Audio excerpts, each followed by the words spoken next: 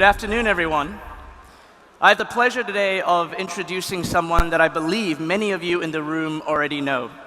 Mr. Ben Nelson has been, over the course of the last 8 years, changing the landscape of education around the world.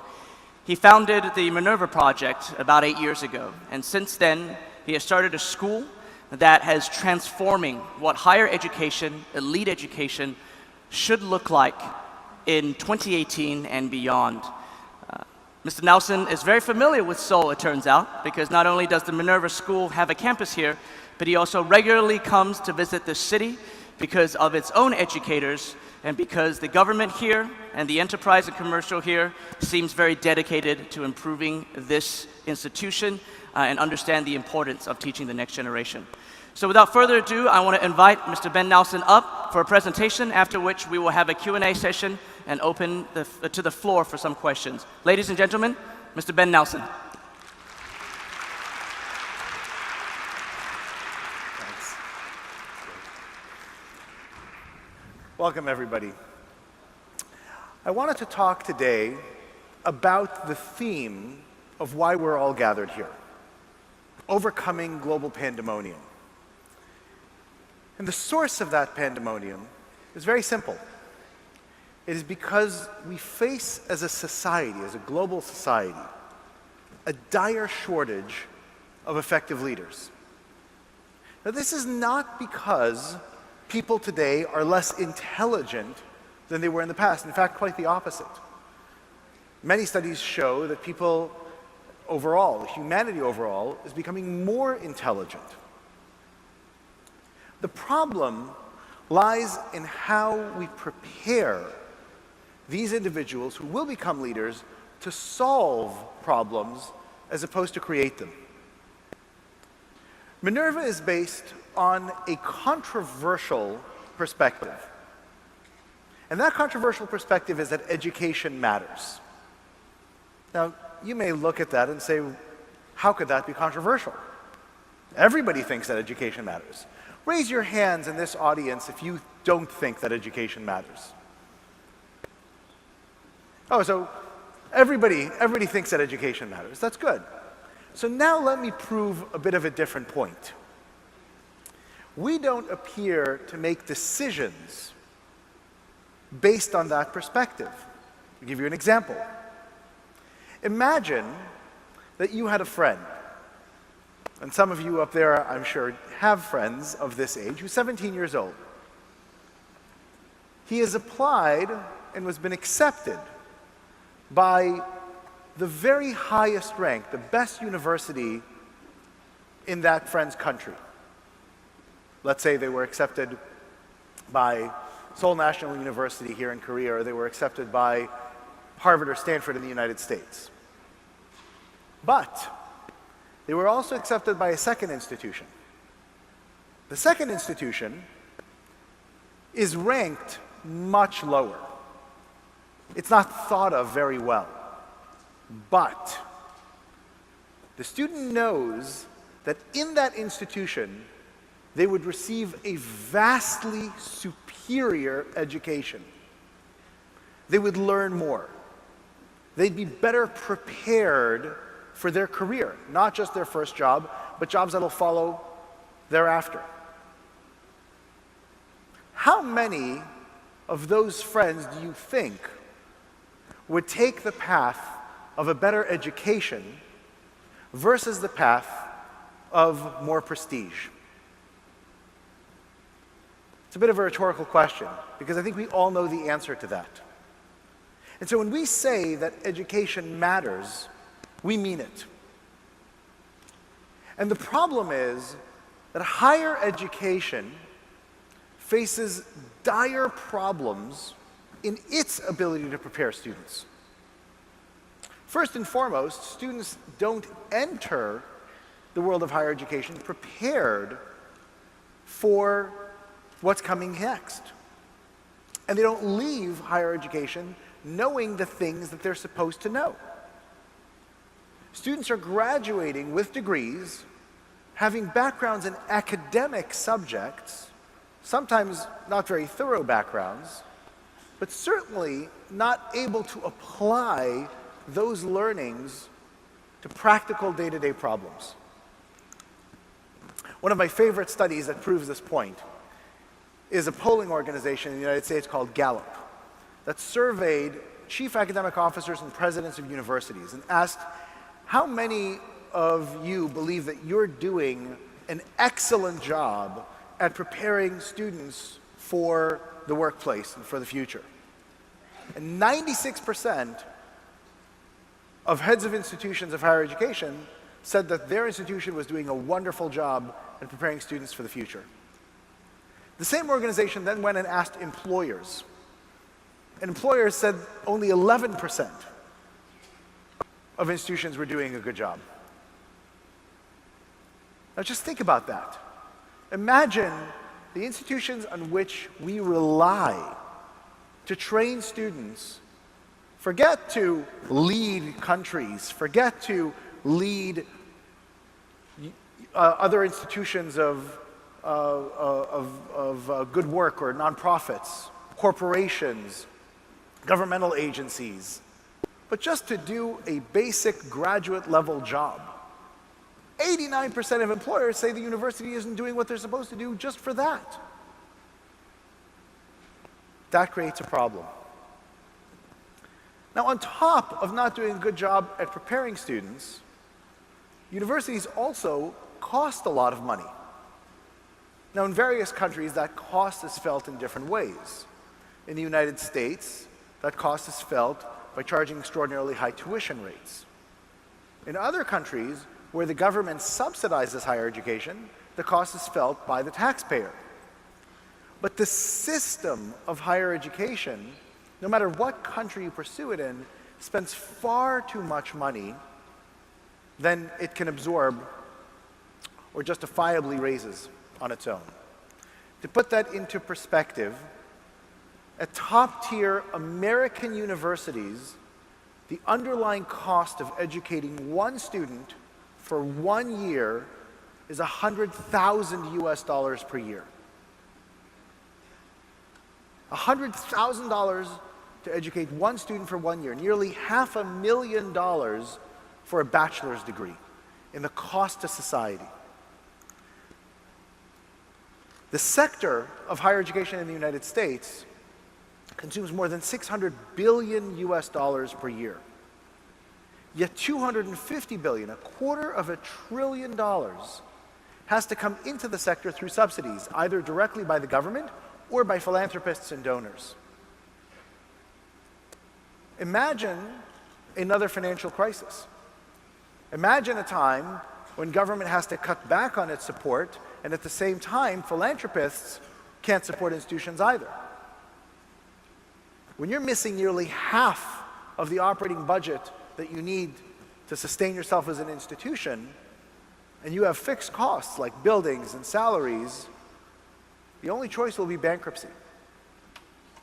And that's very dangerous for the sector and for society as a whole.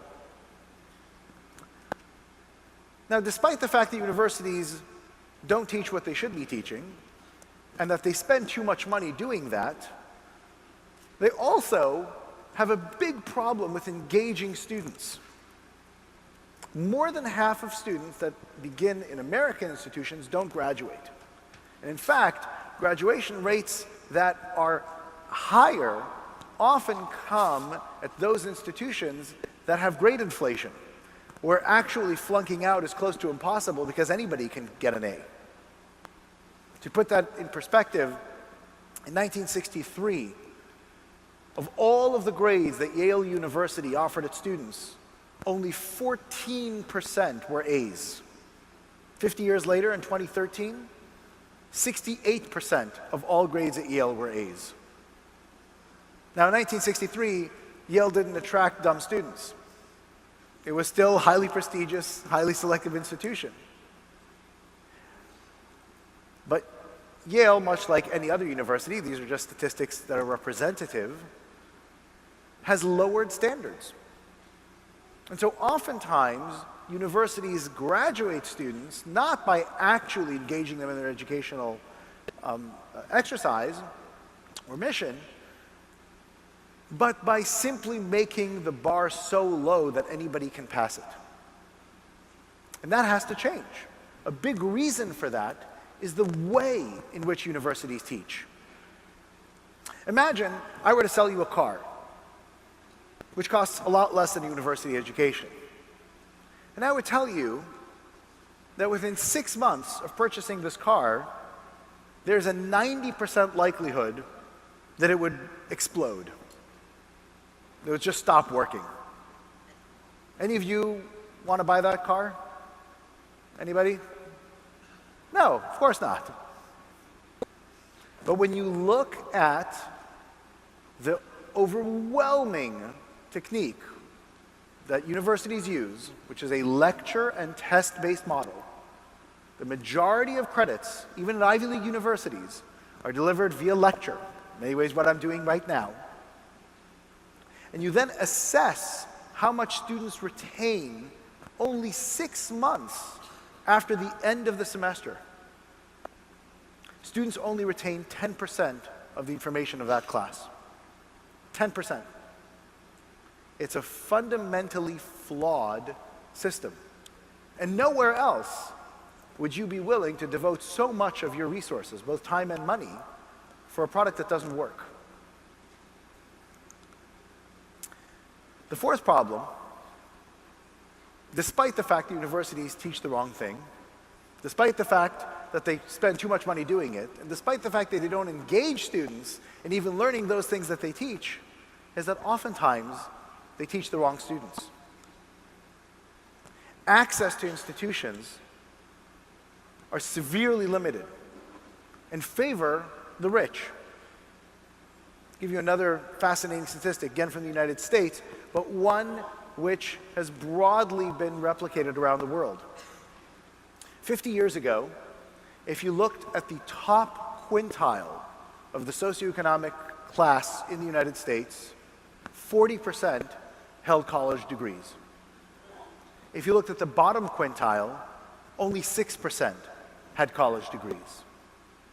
Today, among the top quintile, 80% of American citizens have college degrees. So the proportion has doubled. In the bottom quintile, it grew from 6% to 9%. So the growth, despite the fact that there was so much more room to grow, in 50 years has grown half as slowly. Which means that today, American universities, as do universities all around the world, actually favor the wealthy more so than they did in the middle of the 20th century. That is a shocking statistic. And not only that, the admission rates in American institutions in particular are particularly discriminatory towards certain ethnic groups, primarily Asians. Less than 1% of Harvard undergraduates come from China, despite China representing somewhat more than 1% of the world's population, even English-speaking population. Every country of applicant has quotas at institutions like Harvard. People of various ethnicities have quotas at various institutions. And therefore, the way of selecting students has a lot more to do with superficial characteristics than fundamentally who they are. Now, any one of these problems can be thought of as tractable. Oh, let's cure this symptom. Let's fix this approach. But the reason that higher education is so difficult to reform, much like any difficult problem, is that you have to get to the root cause of why universities need to change what they do. And that root cause fundamentally is the idea that the world is changing rapidly, and that the curriculum, what universities teach, the capacity to think critically, to communicate clearly, solve complex problems. Those are the things that no matter what happens with the jobs of the future, whether or not they're exactly the same as they are today, or they're radically different, as various people argue. Those are the things that are necessary for the university to center around.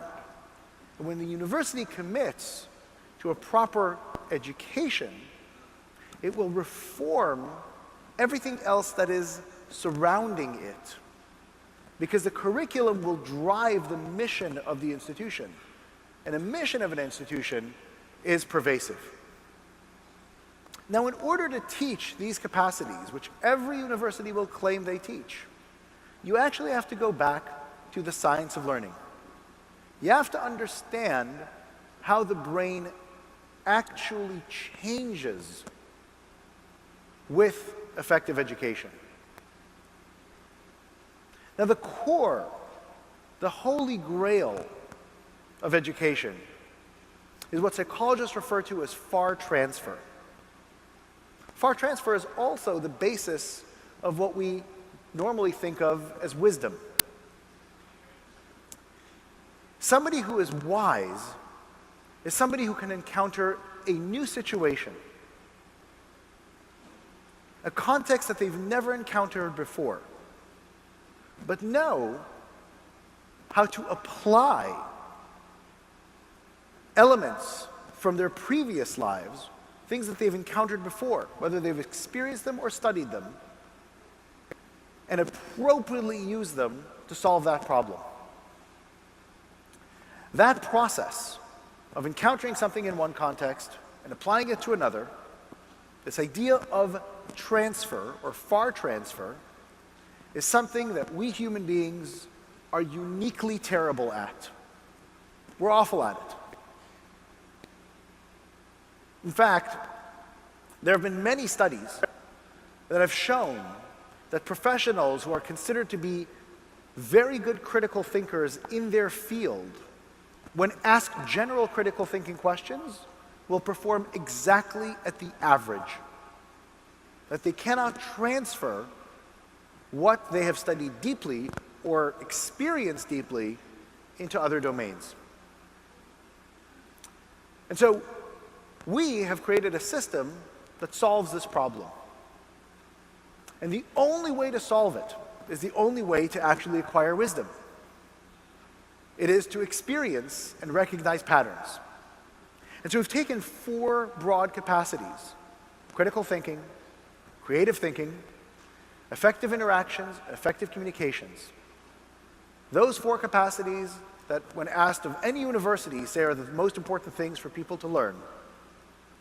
And we've broken them down into component parts, which we not only introduce and teach, but ensure that our students apply over and over again across contexts, effectively shortening the process of attaining wisdom. That process of introducing concepts and recontextualizing them is the fundamental building block of an actual education. Without curricular design that allows that to happen, you simply cannot attain transferable knowledge. It is the reason why when typical university graduates go into the workforce, almost 90% of their employers say, "What have you learned? Why can't you perform on the job as I would expect you to?" Because in that new context, they simply don't know what to do. Now, in order to achieve true learning, it's not enough merely to present well-structured curriculum. It's also important to make sure that the students are engaged. If you remember a few minutes ago, we discussed how in a typical lecture and test-based class, students only retain 10% of the information after 6 months.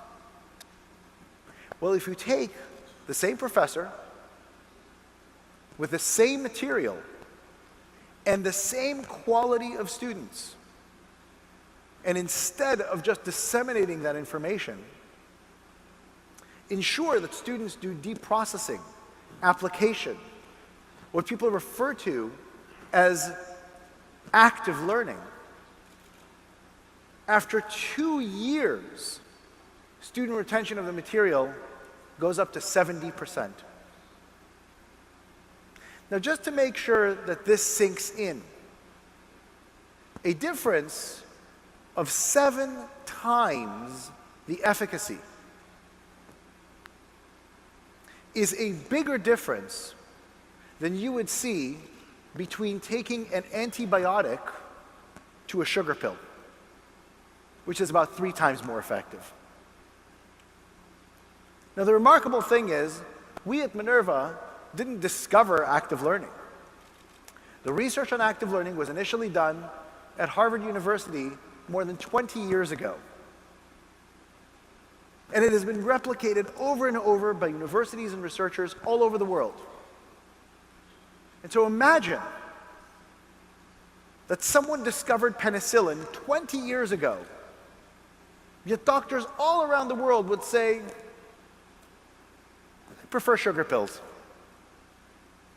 That is effectively what universities have done by ignoring this research. I wanted to give you a quick glance at what it looks like when you put the science of learning together into a new setting. The Active Learning Forum is the unexpected learning forum, the place where you're constantly engaging with what you're learning. As a Minerva student, I get to take classes from anywhere in the city. All of Minerva's classes are taught in the seminar format with a maximum of 18 students. Everyone agrees that higher education could be much better than it is today. Minerva is acting on that by putting together state-of-the-art technology and superb pedagogy. We have at our fingertips tools that are designed to engage the students 100% of the time. When you characterize a problem, it's important that it helps guide you to the solution. Perfect, that's excellent. In a normal classroom, there's people behind you, there's people to the side of you, but it's nice to be able to see everybody and their reactions to what's being talked about in class. I feel like I'm in a room with all of my students. I simply forget I'm on the computer. You will be going into breakout groups? It's the kind of learning where we're an active participant instead of a passive recipient, and it's so much more fun than a traditional class. We are the only school in the world that uses the science of learning to design not just what we teach, but how we teach it.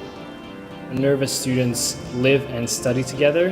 Having that human interaction really strengthens the online class experience.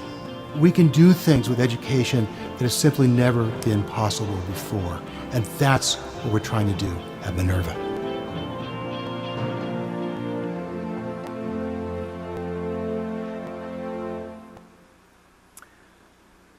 So there is hope. As much as the pandemonium that we see around us in the world, we know that there is enormous desire for a new form of education. For a university that has yet to graduate its first class, which will come this coming May. Last year, Minerva received more applications than Georgetown, Dartmouth, or MIT. And we were able to be 4 times more selective than Harvard. This model of education isn't going to be reserved just for us. We are now embarking on enabling other universities to adopt this system, to adopt the kinds of pedagogies and curricular structures that we've developed to help collective intelligence truly counter the global pandemonium we all face. And we hope that this system will be the beginning and the first of many such systems that will be based on the science of learning, that will dramatically increase the quality and the substance of what universities teach, do it at a lower cost, engage students so that they learn, and do so for every deserving student all over the world. With that, I thank you.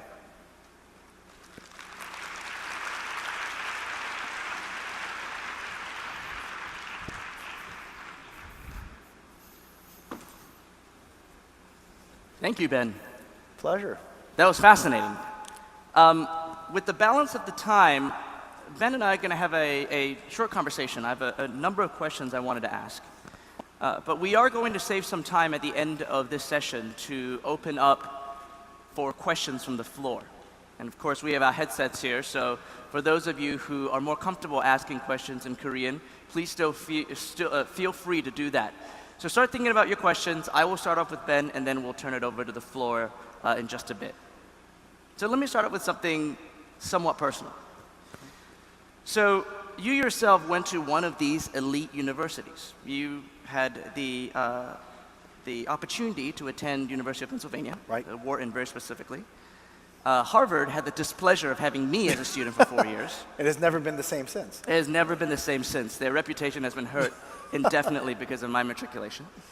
And I think many people would argue that our success up to this point has something to do with the education that we received at those elite universities, or at the very least, the branding of those universities that we've taken advantage of since then. So let me ask, at your time in your alma mater, what went right, but more importantly, what went wrong to inspire you those years ago onto the path that led to Minerva? So what went right was a couple of things, important things. First and foremost, universities, as they exist today, are sorting mechanisms, right? If every doctor provides you a sugar pill, but some doctors provide it to people who are quite healthy and others that are quite sick, guess who's going to be thought of as a better doctor, right? And so Harvard, Penn, other highly selective universities do a very good job at selecting students. And so in general, the branding that universities do provide is what I refer to as neutral branding. Effectively, they give you an opportunity to go and discuss, meet with someone, and they said, oh, you went to a highly selective university. I don't have any prejudice against you. Let me now get to interview you and see you if you're truly worth it. And that's useful. Many other institutions have a bit of a negative aspect. Perhaps if you weren't at the very best school and you're the next tier down, somebody says, oh, well, you went to an okay university, something must be wrong with you. Let me find out what that is. You're talking about Yale, right? Exactly. I wanted to make clear. But it actually is quite remarkable how, quote unquote, high up those negative perceptions start. I remember when, we were in school, some Ivy League universities, we would look at it and say, oh, well, you couldn't get into the school you really wanted to. I've even had that conversation within Penn, right? Which is, oh, people who went to Wharton, okay, like we understood why you went to Wharton, but if you went to the college, that's probably because you got rejected by Harvard or Yale or Princeton. And so there is a negativity that is associated with so many of these programs, but there are some that provide you that neutral stance. Now, the second thing which is right about institutions is that they do have vast resources. And so when I was at Penn is when I initially developed these theories about how a curriculum should change.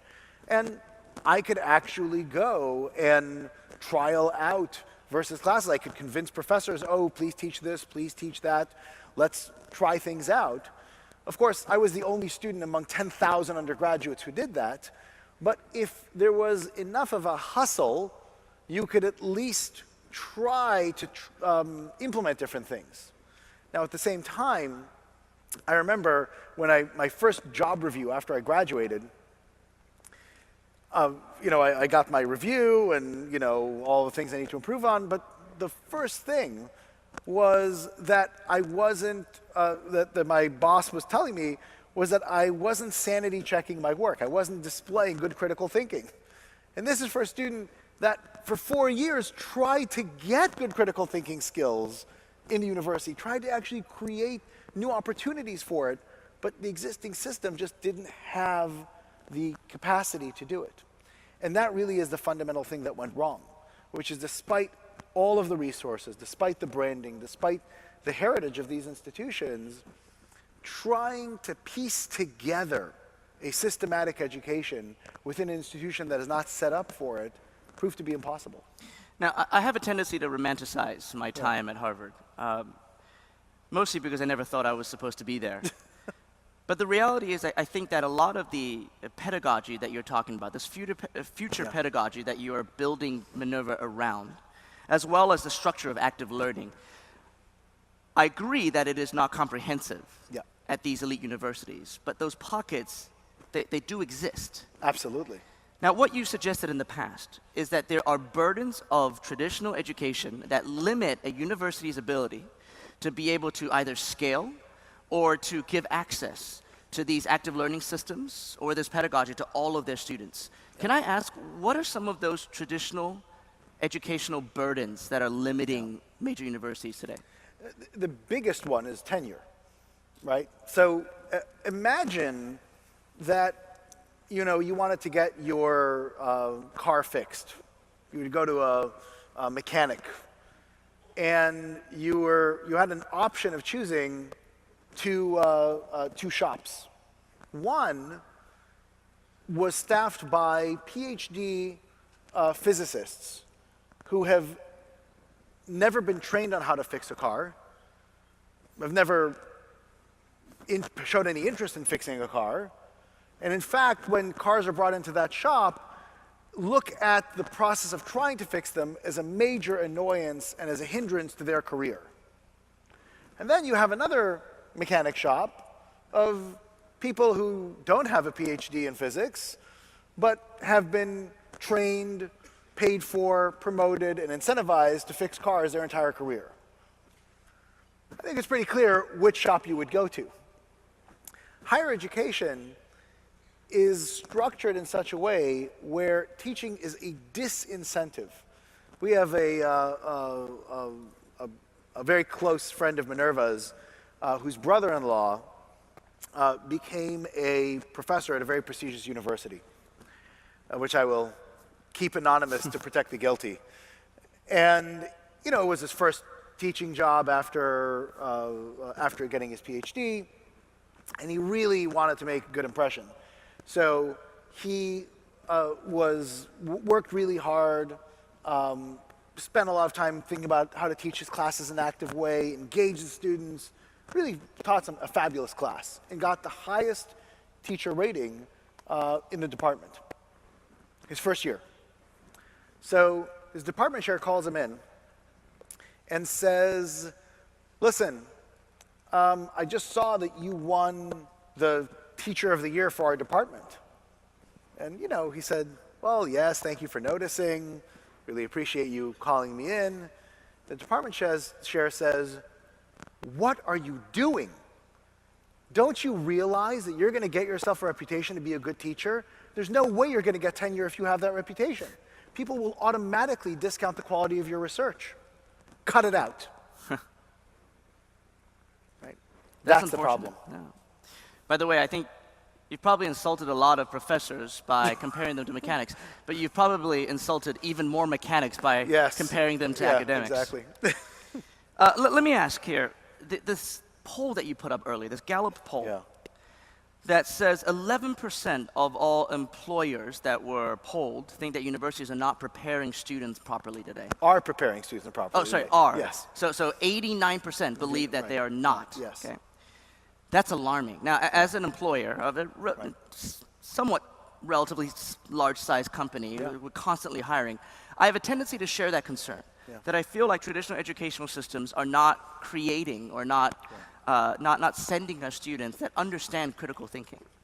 But let me ask, within the context of all of this uproar of artificial intelligence and the Fourth Industrial Revolution destroying more jobs than it might create, of this idea that 80% of all future jobs don't even exist today, and they might exist within 10 years. We're not talking about two perhaps. generations away, it's and a half generation, is critical thinking, creative thinking, being able to effectively communicate, is that truly enough to prepare the next generation for this coming fundamental change in jobs and employment?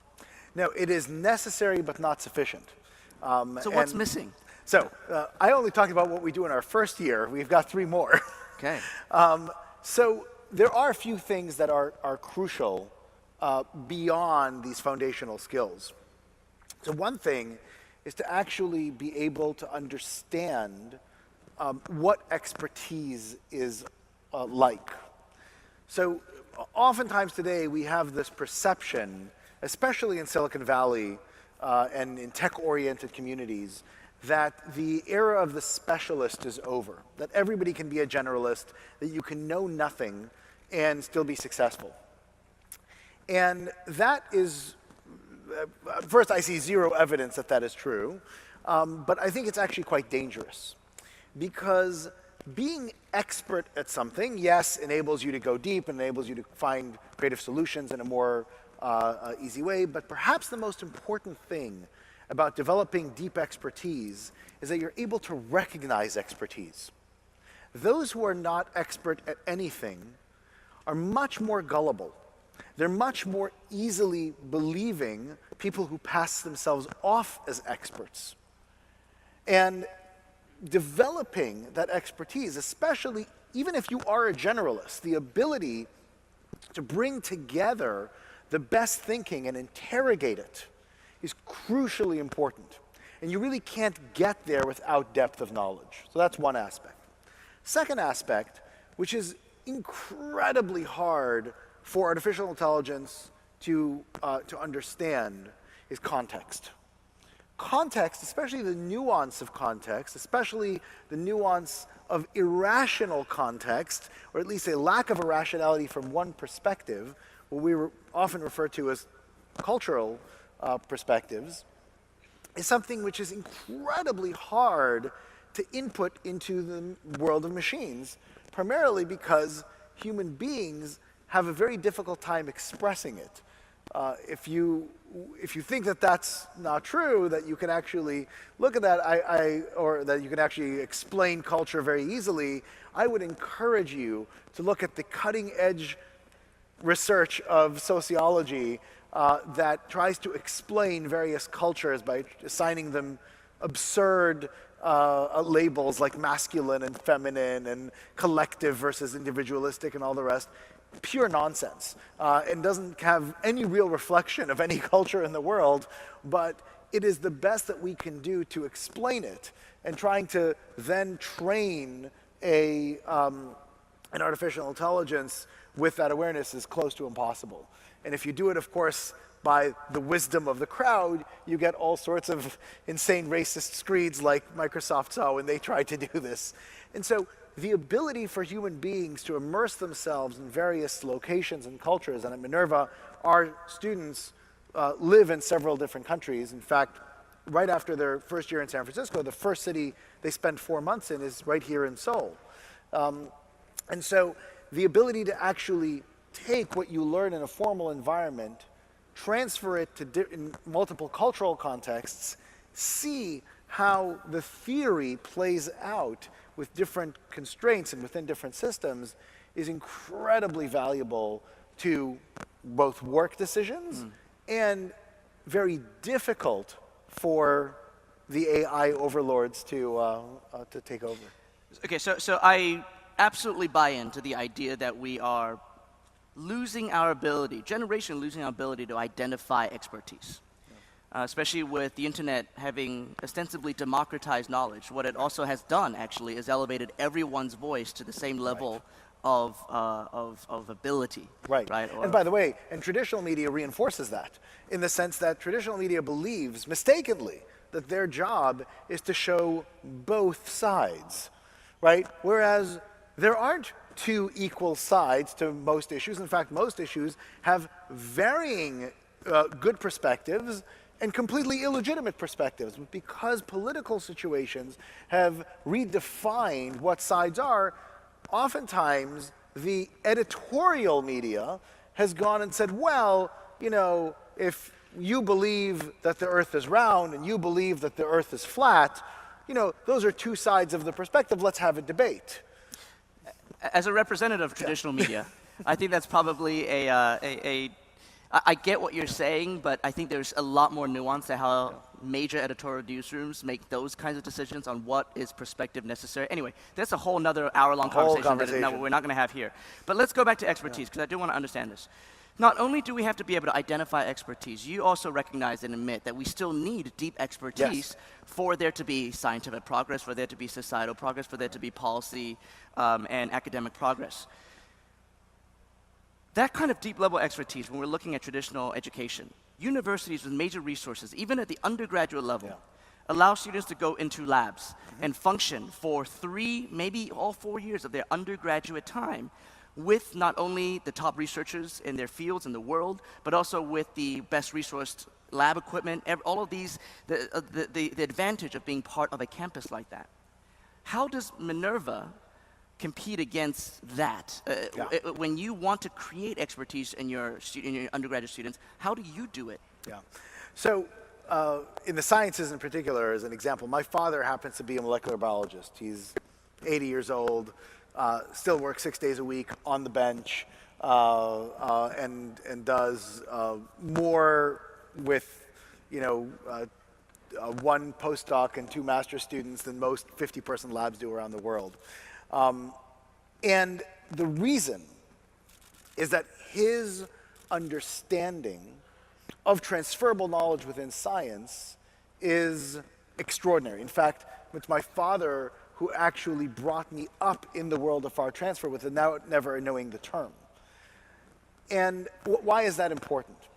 It's important because much like in the world of journalism or the world of business, in the world of science, if you are in a lab and you're, you know, pipetting gels and, you know, running experiments, and you believe that you are going to learn the fundamentals of science through that process, I got another thing coming. Because science takes a long time, right? The experimental design phase, waiting for results, months, if not years. Right? One of the reasons why PhDs in the sciences take so many years to accomplish. What's crucial is to get a firm understanding of the fundamentals, not by rote memorization, but by conceptual understanding. And so our students oftentimes have lab internships after their first year before taking their first formal science class in labs that have never taken undergraduate students ever, despite the fact they have a bunch of undergraduates. And the reason is that they understand the scientific method. They understand problem solving. They understand creative solutions, right? And of course, once they start, their subject matter courses are even more amenable to that. So we've had a number of our undergraduates that have done internships where the only other interns were PhD level students. And so once again, it comes back to this very controversial premise, which is that education matters. If you educate somebody in the fundamentals, if you give them tools that they can employ effectively in real-world situations, when they encounter a scientist that runs a lab and they have to choose, do I take the undergraduate from my institution that has learned nothing versus do I take somebody who actually understands processing, they're going to take the latter. I remember, just as an aside, Francis Arnold, who's an incredible scientist, works at Caltech, just won the Nobel Prize. I had a conversation with me a couple of years ago where she described this exact thing. She selects students for her lab every once in a while. She includes undergraduates. And of course, she asks them, she polls the students in her class. And so she selects them after interviewing them. And then in the first day of her orientation for the lab, she says, okay, how many of you remember what I taught you in class? Of course, everybody raises their hand. She says, good, forget everything I told you. Now I'm going to teach you how to do science. And we figure we might as well just teach people how to do science. Yeah. That's so fascinating. So the technology aside, this sounds to me like, yes, it is innovation, but it's innovation by going back to classical liberal arts. Yes. Okay. I want to turn to the students because I find this fascinating.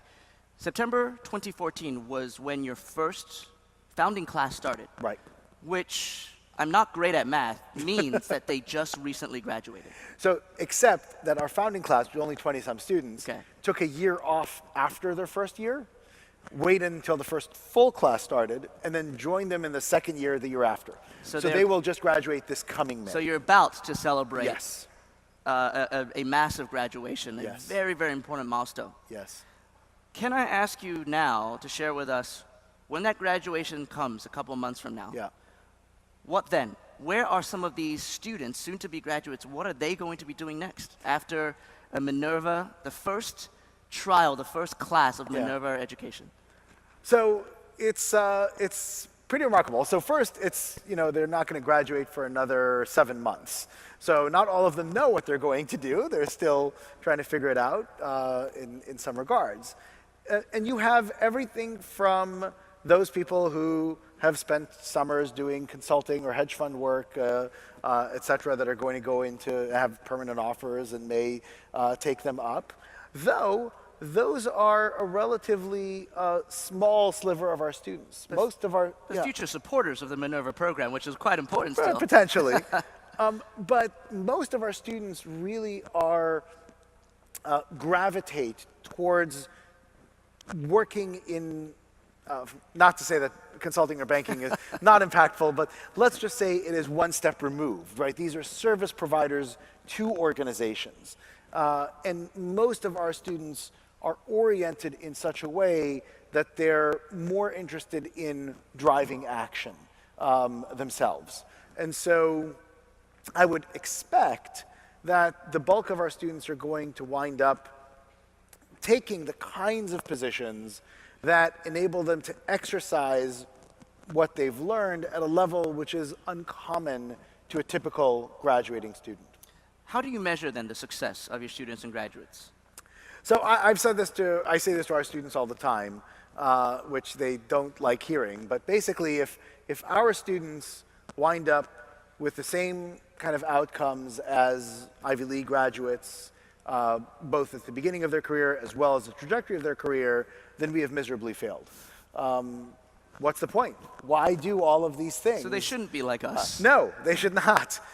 They should have overall, in their chosen fields, they should be able to show greater impact and more systematic impact than those that do not have that education. This really is going to be the test 10, 15 years from now. We will know whether or not education matters. Right now, I think there's a lot of evidence for it, but there really hasn't been a long-term systemic demonstration of what happens 5, 10, 15 years out of somebody who has a certain level of education versus another. There are glimpses of it in history. You can see, for example, you were talking about classical liberal arts education. Graduates, and I'm privileged to know a few, from the University of Chicago of the 1940s and 50s that went through the Hutchins College and the Hutchins program. When you talk to them, you realize they are of a different mindset. Now, what's interesting is that so many of them became professors because what that program did such a good job of doing is actually training people to break problems into component parts, to think critically, to question things. It wasn't particularly good at driving action. That's right. Yeah. Yeah. So, okay, we have an entire gallery upstairs of what looks like a lot of students, unless I'm mistaken. But if you are in secondary school upstairs, can you guys raise your hand? How many students up there are in secondary school? Okay, so that's about 80% of the upper level. So I'm going to ask this next question on your behalf. Now, 1.2% acceptance rate is unbelievably low. That is an incredibly rigorous admissions process. Yeah. Frankly, I couldn't get into any university if I tried now in 2018. I would have a difficult time. And I think Minerva would be so far out of my reach. So for these students who are sitting up here being inspired by what you're saying about what new education can look like, what is it that Minerva is actually looking for? What can these students be doing through their secondary school education to set themselves up to succeed and to potentially win admittance to Minerva? So our admissions rate is a little bit misleading because people think of admissions rates as all looking at the same criteria, and we do not. So yes, is it hard to get into Minerva? Without question. But if you look at those individuals that would thrive in our environment, namely people who have done very, very well in relatively hard to do well circumstances. And what I mean is, when we look at student performance in high school, we don't look at demonstrations of them being particularly smart. We look for demonstrations of very smart students that have to sit through a very boring 4 years and do well in those circumstances. And so that demonstrates resilience. And that's one of the important things that we look for. We have our own set of assessments. We don't look at SATs. And so the ability for you to pay somebody to help you get extra points in an admissions process doesn't help you at Minerva. We actually get to understand who you are as a person. You'll be interviewed, both a video oral interview and a written essay that you'll have to type while you're on camera. And you will have no idea why we're asking the questions we're asking. But through those questions, we will get to understand who you are. And then you'll get to tell us in detail, verifiable detail, what it is that you have accomplished. And that process of getting to know the student means that for those students who are right for Minerva, ones who are resilient, open-minded, have tremendous passion and have been able to follow that passion and accomplish something outside of an academic setting, it turns out that the acceptance rate for those people is quite high. Okay. I would love to open up the remainder of the time to questions from the floor. I think both you and I have headsets, so let's put them on in case the questions do come in Korean. So if you have a question, please raise your hand. I think a bunch of questions already here. And the mic runners, so we can, the young lady right here. Yes, thank you. 안녕하세요. 저는 4살, 6살 아이 엄마이자 고등학교 교사로 재직 중이고요. 오늘 설립자님을 만나 뵙기 위해서 제가 왔다고 해도 과언이 아닐 정도인데 정말 만나 뵙게 돼서 영광입니다. 제가 저희 아이들을 생각하니 마땅히 지금 보낼 만한 학교가 없다는 현실이 굉장히 막막하거든요. 그래서 제가 우리 교육에 조금이라도 기여하는 사람이 되고 싶은데 이런 마음을 가진 사람들이 해야 할 일이랄까? 가야 할 길? 그리고 또 이런 사람들에게 해주고 싶은 충고가 있다면 어떤 충고를 해주시고 싶으신지 하고요. 또 두 번째는 사회 모든 분야 중에서 가장 마지막으로 변하는 것이 교육이라는 말이 굉장히 많습니다. 그런데 지금 굉장히 격변하는 이 세상 속에서 과연 한국 교육 그리고 세계 교육이 앞으로 어떤 방향으로 나아가게 될지, 과연 예전처럼 교육이 굉장히 모든 분야 중에서 가장 마지막으로 변하게 될지 그 미래를 좀 점쳐 주실 수 있을까요? All right, two questions for you. questions. Good questions. Let's Great start with the questions. first one. How can she participate as a mother, as an educator? So education has 3 distinct phases, 2 of which we know a great deal about. One we talked about, which is the post-pubescent phase, and where a structured, scaffolded curriculum, purposely designed to provide transferable knowledge, fully active learning, enabling you to understand complex thinking is crucial. And maybe to jump to your second question, we believe that we can change higher education fast. And by fast, we mean over the course of 1 or 2 decades. Because higher education in the past has changed quickly when it has been publicly shamed, when the prestige of higher education institutions has been hurt. And we are pretty good at bruising higher education institution egos. And the other phase, which we know quite a lot about, and is actually quite simple, is the prepubescent phase, the early childhood phase.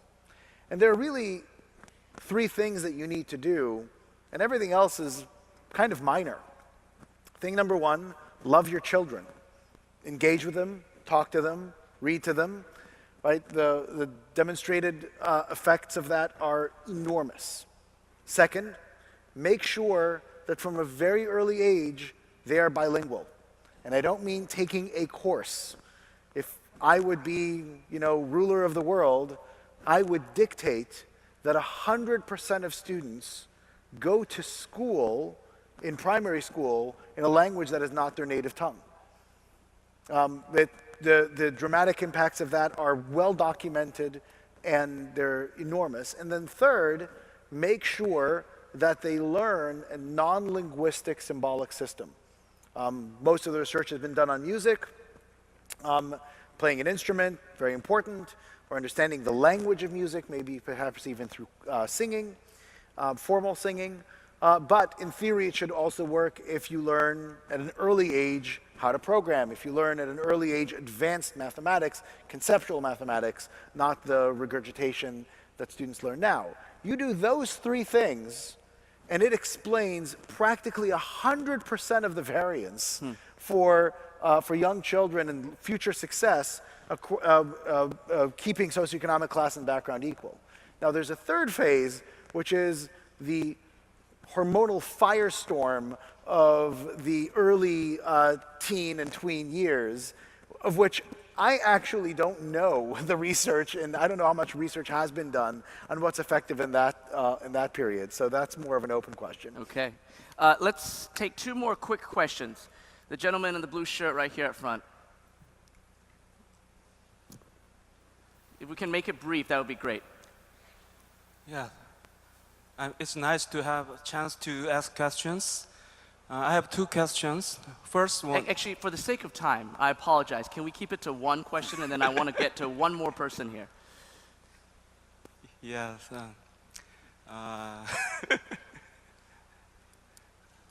You make me puzzled. I know that your students transfer continents or countries each semester, and I think it's good, but do you have some guidelines to integrate their experience, experience, or some guideline or advice? Can you share it? That's a really good one. Yeah, we have quite a bit of programming in each city that we go to get students to understand the society around them. But one of the things that we try very hard to do, and perhaps in Seoul we've not done a great job because their residence hall here is quite nice, is we try to put them in residence halls that aren't that great. And the reason is we want them to leave. We want them to be out, to be resident in a city. And so we provide them beds, baths, and kitchens. But if they are not to starve, they have to leave that residence hall and shop with the local community. If they want to exercise, they can go to a local park or join a local gym, but we're not going to provide it. And so the luxury of having the difficult task of living a residential life is incredibly important. And we try our best, and we've got a long way to improve, but we try our best to keep our students not from being tourists. One last question. Are there any students here? There's a young student right there whose hand jumped up immediately. My question might be kind of redundant. It might be similar to Mr. Liu's question. But what are the traits of students you are looking to find and why? That's my question. Sure. I'll give you a different take on it. Our entire admissions process really only identifies 2 overarching traits. The first trait is students that are highly capable, talented, high intelligence. And the second, that are extremely hardworking. Now, you could look at this and say, well, didn't you just describe Korea? And no. It turns out that many highly intelligent, capable people have realized that in life things come easy, and therefore they become lazy. And many people who work really, really, really hard don't actually have that raw talent and intelligence and work hard to overcome it. Those individuals who are blessed with the natural capability and still work hard to maximize their own potential are also people who are humble. And that humility is perhaps the most important trait that signifies what a Minerva student is versus a non-Minerva student. That's a good way to wrap up. And quick summary, the world needs new education, not only because traditional educational systems have been burdened by their natural evolution to a point where the quality of education has somewhat unfortunately degraded, but also because we are a world entering into a fourth industrial revolution with new jobs and new concepts that haven't even been invented yet. And we need a next generation to be critical thinkers, to be creative thinkers, to apply that creative thinking for a new world. Minerva is just a little under a decade into experimentation, into development of this new system with some success. We certainly all are watching closely, looking forward to future and greater success. So Ben, thank you so much for not only starting this, but for coming today to share your wisdom and your experience with everyone here. Ladies and gentlemen, Mr. Ben Nelson. Thank you so much.